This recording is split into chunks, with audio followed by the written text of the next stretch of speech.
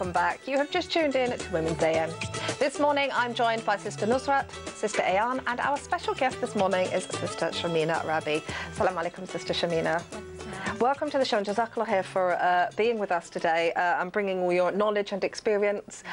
You're a trained speech therapist, is that right? And now currently running your own practice. Yes. And I understand throughout the summer you've actually got something quite exciting going on in the form of drop-in sessions. Yes, that's right. So this summer we'll be running free drop-in sessions throughout East London for parents, mums and dads to bring in their children who have speech and language difficulties and would like some advice, or who would like a screen, because there is quite a long waiting list on the NHS.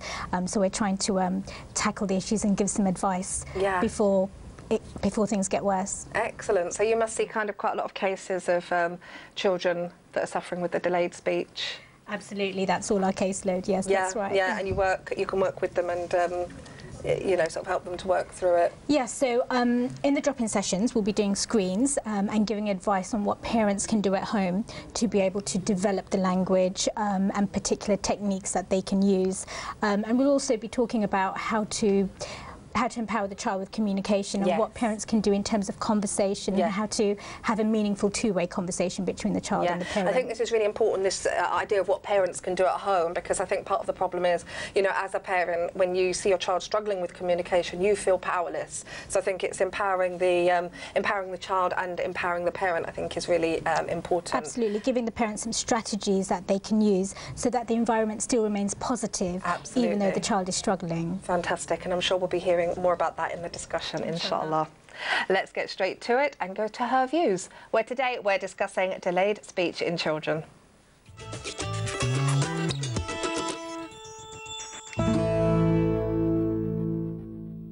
We eagerly await our children's first words, so it can be disappointing and even worrying if they're slow to come. But the good news is that most kids who seem to talk late do catch up without any problems. So how do we know what is considered to be normal speech development? And if we're worried, what should we do? Today we're going to be discussing delayed speech in children, and we hope to answer these questions, inshallah. Sister Shamina, I'm going to come to you first. You know, such an important topic, as we've said, it does affect, you know, many people, many children. So what factors do affect speech or delayed speech in children? Okay, so when we use the term delayed speech, we use the umbrella term speech, language and communication needs. So when somebody says the child has delayed speech, speech is actually the sounds that we use, to articulate, so the letters and the phonics. Delayed language is when the child is either not able to understand what's being asked, or they haven't got the vocabulary or the ability to form sentences. Right. So you've got speech, you've got language, and then you've got communication. And communication is the ability to use language. So I've got the words, I've got the sounds, but do I use it appropriately? Right, okay. Making friends, initiating language, turn-taking conversation. So it's quite a large area of speech and language development. So in terms of what factors affect it, well, let's have a think about nature and nurture. So in terms of nurture, we're looking at an environment that's stimulating, allowing the child to be able to, providing opportunities for the child to be able to communicate, motivating the child to talk. So this would be like the parents talking to the children, encourage, you know, maybe asking them questions, encouraging them to... Absolutely, and not only asking questions, commenting on what the child is doing. Often we get parents that question the child as a way of conversation, but actually, why do we comment on what the child is doing? Why don't we give the child the language rather than asking the child for the language? A recent study showed that professional families that were highly verbal, their children actually learn 3 times as more words per week than compared to normal families. Wow, so it's quite a large difference. I do think it's really interesting, actually, when you look at how children kind of develop, as you said, not just language, but the communication skills, because you can see them learning words quite quickly. You know, I see this with my daughter, but she doesn't quite know how to use them or how to kind of use them to participate in a conversation. Even with her cousins, who are sometimes even just a year older than her, their speech is quite a lot more developed than hers. Very often she says, I want to ask you a question, can I ask you a question, can I ask you a question? And then she'll just go on to, like, say a joke or say something silly, but you can see that she's trying to get towards using them to communicate. So I think that's really interesting. So I think in terms of delayed speech, you know, what are the signs that speech may be a little bit slurring coming? Okay, so if we're talking about speech, it is when the child does not have some of the sounds to be able to speak clearly, so the intelligibility of speech. So, for example, instead of saying table, they're saying cable because they haven't got the t sound. In terms of language, it's when the child has only a few single words or a few phrases. So if the child is 4 years old and only communicating in single words or short phrases, then that's a sign that the language is delayed because they haven't got the ability to construct sentences. Do you find that with families who speak more than one language at home, do you find that their children also have a delay in speech because of all the languages? That's interesting. With bilingualism, multilingualism, not necessarily. Again, it depends on whether there's all the factors are being considered. So, are they using language correctly in the environment? Has a child got those predisposed cognitive and perceptual skills to adapt to language? If there is a lack in either, then yes, you know, bilingualism can have an effect. So, I was about to say, do you think it kind of helps if they surround themselves with other children to kind of help them in that delayed speech? Because maybe other children could be encouraging, I don't know. Yes, absolutely. The more language you're exposed to, the better it is for the child. So often we see children going into nurseries. I think it's almost 50% in socially deprived areas who enter nursery with delayed speech and language skills, particularly if they haven't been exposed to English at home. And then once they've got that exposure, they're learning to put the words together, the rules that go with language, the modelling that's happening around them. Yeah, I think the other thing that's interesting, when we're talking about delayed speech, we're actually talking about a delay in the ability to produce words and to kind of converse. Does this have any reflection on their understanding or other forms of communication? Well, absolutely. In terms of communication, we should think of it as a pyramid. So the first foundation, the first skills that you require are attention and listening. So if you think about a baby, you look at the baby and the baby looks at you and the baby's attending and listening to what you're saying. So you need to establish the attention and listening skills. Then comes play and interaction. So being able to use symbolic play, have a trained set and know what to do with it. And then comes understanding. So before you can even use language, you need to be able to understand how do I use the word cup, how do I use the word pen, or if you're giving the child an instruction, please give me the remote, or go upstairs and get your socks. The child has to be able to understand the language. Once the child has the understanding, then expressive language comes so that they can use it correctly. But you do have children that can get receptive language difficulties or difficulties with attending and listening, so we need to work on those first before we can even look to develop their verbal skills. I think this idea of communication is fascinating. Actually, my sister, she's got her daughter's, you know, just over 1 now, and she's doing the baby sign language. So even before she's obviously able to talk, you know, she's doing, you know, sort of different signs. She does like milk, sing and sign, and you know, kind of different things. She's got a sign for sorry, which as she's going through a bit of a biting phase, the sorry sign is being used quite a lot at the moment. But I just think it's quite interesting to kind of see how early the communication begins before the actual speech comes along. But I think, you know, I've been reading kind of around this issue of speech and how it's developed and how it's acquired. And there has been a lot of research done on technology and the effect that, you know, maybe television and handheld devices and things like that have kind of had on speech. Sister Nusrat, do you think it's technology to blame maybe for delayed speech? Okay, I think when we look at technology, we shouldn't blame it wholesale and say technology is to blame. Technology actually is something that's good for enhancing even speech and language, but even interactions. The issue is the regulation aspect of it. And because nowadays children know how to operate things such as, you know, tablets, phones more easily, it can sometimes have an effect on their ability to kind of socially communicate with other children and even understand certain questions and commands as well. So there was one principal of a Sydney school that actually said that kindergarten kids This is a really interesting point, and we'll come back to this after the break, inshallah, but unfortunately we do have to pause this really interesting discussion as we're going to a break. But don't go far, as when we return we'll be getting some practical and Islamic advice, inshallah. Assalamu alaikum and welcome back to Women's AM. This morning I'm joined by sisters Nusrat, Ayan and Sharmina to discuss delayed speech in children. Don't forget, if you have something to share with us on this topic, please do call in. The number is on your screen now, or you can tweet us at Islam Channel, #WAM15. Sister Nusrat, I very rudely cut you off before the break and you were just about to make a really interesting point, I could tell, so please do carry on. With regard to technology and the reliance of it, it does cause an issue with speech and language in children. There was one principal from an Australian school that actually said that out of the 62 kindergarten children, only 18% of them actually, about 18% of them, the cohort, required speech therapy because they've been reliant on technology.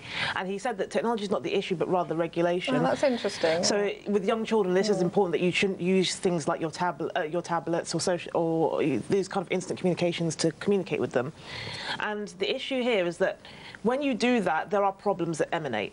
So, for example, we have, it's very difficult for parents, particularly when you're trying to get your child to articulate their feelings, to actually understand them. And if you sometimes aren't as encouraging, or sometimes when you tell them, oh, that's cute, can you repeat it again? It can lower their self-confidence. Right, yeah. So that's the issue as well. The immoderate use of technology as well makes it also, doesn't really give them a motivating factor to want to actually express their feelings. So we have instances, for example, where children actually communicate their feelings with their parents via text. Something as simple as asking your child to come to dinner. Texting them has actually become quite normal, well, normal now. So yeah, I think this is it. What we see with technology, it kind of removes the sort of social aspect. But the thing is that we always like to blame something else other than ourselves for for certain failings. So in terms of, like, is technology to blame? Really, no, it isn't, because at the end of the day, it's a tool, and because you're the parent, you set the guidelines, you set the limits. So if you're using, your tablet or whatever else to kind of, make sure that your child is busy so that you can get on with other things, well, then you kind of have to look at, the reason why you're a parent and what your role as a parent is. So I'm not trying to place blame or anything on parents, but sometimes we get so busy that we kind of think, oh, I just need them focused elsewhere so I can get on with stuff. So we need to think about how we organise our time. Exactly. But even including your child in the tasks that you do, because then that will build a relationship, that will build, even in terms of vocabulary, help increase their vocabulary, because if they're doing things with you, they're exposed to things that they probably wouldn't be exposed to until much later in life. So they'll be learning a lot more things. Yeah, no, I think that's absolutely true. I think, but I think you did kind of touch on a point there about how this delayed speech can affect children, because it does have, it does impact children and parents alike. Yes. So what different ways can we see this manifesting itself? Well, with children, often when they're starting nursery or if they're at school, you can see that they become reluctant to speak. And you spoke about this earlier about often encouraging the children to speak something that's quite funny for the parents, but actually it is about trying to keep the environment positive. So if the child cannot say something and we're trying to rectify their errors, then we need to do it in a really positive way so that they don't become reluctant speakers, and that's where things like selective mutism can come into it. Also, often these children may misbehave in the class, so you might get the teacher saying, oh, the child's lazy, or actually this child just doesn't listen and runs around and doesn't participate, but actually they don't understand language, or they don't understand what's being asked. Yes, so there's a misunderstanding of the issue there, isn't there? Absolutely, and this behaviour can manifest at home and at school. And also the relationship between the parents and the child. So, when the child comes home and you're asking, oh, so what did you do at school today, what did you have for lunch, and you're having that meaningful conversation, that can become impacted by the fact that the child hasn't got the skills to have a purposeful conversation with the parent, and that can impact on the parent-child interaction. Yeah, I think that's a really good point. And I can remember when I was younger, actually, I always used to really want to sit on front of the TV and have my dinner on a tray, and my parents would never allow me. And I can remember they always used to say, when you have dinner, this is the only time we all sit together as a family, and this is the time when we talk to one another. Absolutely. And you build up, not just language skills, but social skills, and build that relationship as well, and that's really valuable time, and I'm so grateful for that now, and now I find myself saying that to my daughter as well. Well, it's important, even if when they're coming back from school, I find that actually conversations that parents have when their kids come back from school are important. That happened to me as well. Yeah, my dad absolutely. did that. So, Ayan, what about how this can impact upon parents? I think, depending on sort of the community that you come from, but you find it in all communities, is that people don't want to talk about these things because they feel like, they're going to be a bit of an outcast. People people are not going to understand their child's situation, and therefore they try and, you know, keep up this sort of appearance that everything is fine, and that can also have an impact on the child, because then it means that you're not going to go and seek that help that your child needs, or you're not going to learn about what you can do to actually help your child. So it's really important to kind of get out there and then say, okay, I think there's something going on with my child. Let me see, let me check out what I can do, you know, and go speak to someone about it, and also include the family in that. So include not just the immediate family, but also the extended family, because obviously you yourself and your child are going to have a lot of interactions with the extended family. So include them in that and say, this is what we're going through.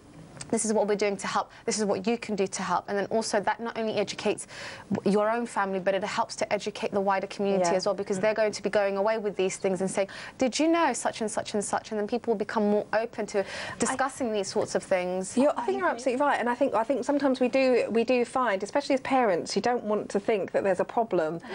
So sometimes you do find that you're kind of thinking, I'm sure they should be speaking more now, or I'm sure their language skills should be more developed by now, but they're not, and I don't know what to do, and I don't want to kind of shine a light on it almost, so they just kind of ignore it. And unfortunately in our local communities there is a reluctance to accept the disability, and with speech and language it is a hidden disability. You don't necessarily see it until you're having that conversation and you're getting to know the child. But it is really important that parents you know, do something about it early on, because it's all about early intervention with language development.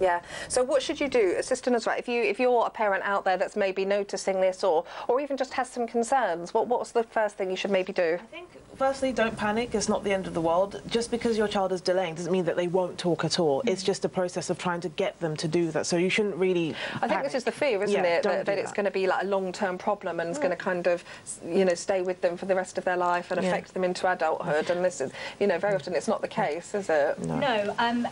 That's why early intervention is really important, because if it's a delay, then the child can catch up. We can put all the techniques in place at home and at school. We can give all the strategies in place. If that doesn't take place, then there's a chance the delay can become a disorder, and that's why it's really important that we do something as soon as we start thinking, oh, actually, they're a little bit behind with this.